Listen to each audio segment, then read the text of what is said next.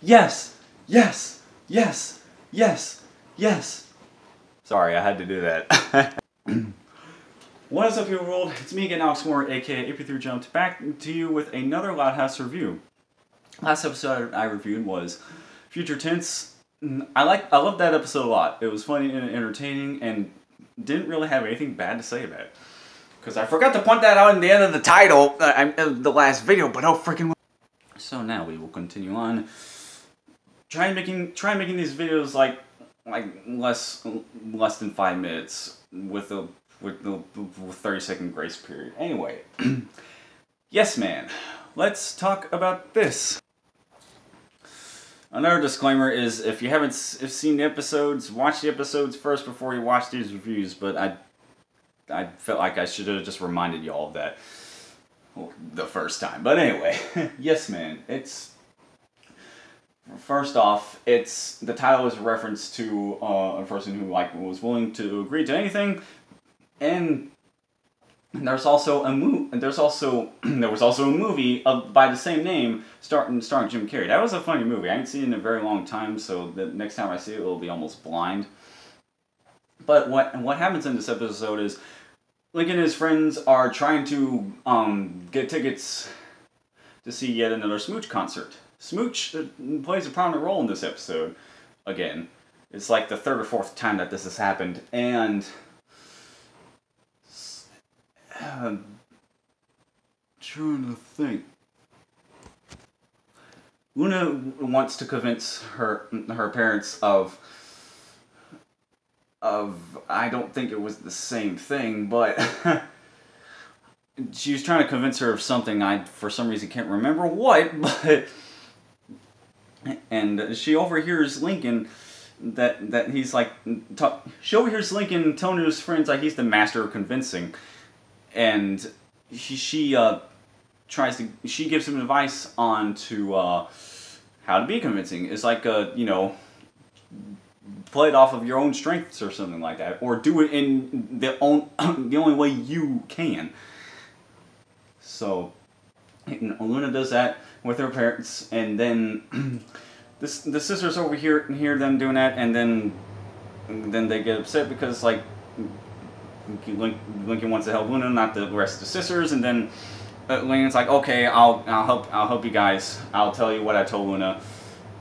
The best way to convince is to do it your own way. I can't remember exactly how he said it for some reason, but all the sisters were convincing them in their own ways, and they were all very entertaining, and the parents said yes to each and every one of their requests. Even Lily had a request for something, I can't remember what, but after all the sisters did their convincing, Lincoln does his convincing at the end, and then Lynn and Rita are like no, and they don't say why just yet. It isn't until after Lincoln attempts to do the convincing methods that all the rest of his sisters did, which that was entertaining as well also. So he imitated the ones off the top of my head. He imitated Wayne's method, Lola's method, Lucy's method, even Lily's method of convincing, which again were all very very entertaining. And then later in Rita are like, they keep interrupting him, but Lincoln keeps mimicking the rest of his sister's convincing styles, and before finally, about 3 times, they finally get Lincoln to listen, and they tell him like, we don't have any more money to give you, like no matter how much you convince us, and no matter what method you use to convince us, we're still gonna say no. And because of their limited budget. The third time this has been brought up in this episode. First time it was Serial Offender, the second time was in Fed Up. So yeah, their limited budget plays a big role in this too, obviously, and then Lincoln's more than upset about this, and his sisters see what happened, and they feel incredibly bad. You can see the sullen looks on their faces afterwards, and Lincoln's lying in his bed all distraught since he can't go to the Smooch concert, and then what happens is really cool and unexpected. And what winds up happening is all of the sisters perform in Smooch getup, and what winds up happening is they sing a song. A brand new song is sung and is introduced in this episode. Really catchy, by the way. And that was completely unexpected. It's almost like that's something I usually only expect from My Little Pony, to have a new song every other episode. Not this show. Although when they all sing, it was pretty awesome. We all got to hear them sing individually for the first time, because in the Christmas special they all sung at the same time except for Luna. And Lucy was like, I don't like to sing. She said that during the performance, and she's the only one that hasn't changed clothes, and for reason number one being that she's already got the get up for that, and reason number two, she was kind of reluctant on singing, and excuse me, ergo not wanting to dress up fully in Smooch attire.